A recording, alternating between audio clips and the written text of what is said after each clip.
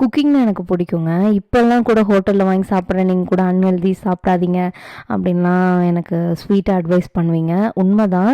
ஆனால் அப்போல்லாம் நான் ஒர்க் பண்ணும்போது ஹோட்டலில் சாப்பிடவே மாட்டேன். ஏன்னா மெஸ்ஸு இந்த மாதிரிலாம் போய் சாப்பிட மாட்டேன். ஏன்னா அவங்க என்ன போடுவாங்கன்னு தெரியாது, ஹெல்த்தியாக இருக்காதுன்னு சொல்லிட்டு என்ன வருதோ நிறைய வெஜிடபிள்ஸ் போட்டு வீட்லேயே தான் பண்ணுவேன். நான்வெஜ் பண்ண மாட்டேன்.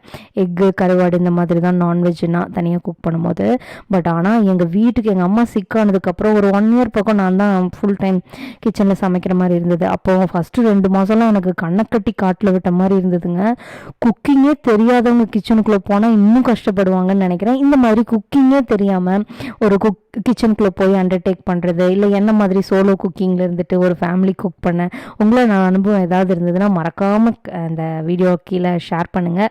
உங்களோட அனுபவங்களை நான் தெரிஞ்சுக்கணும் அப்படின்னு ஆசைப்பட்றேன். இந்த வீடியோ பிடிச்சிருந்தா லைக் பண்ணிடுங்க.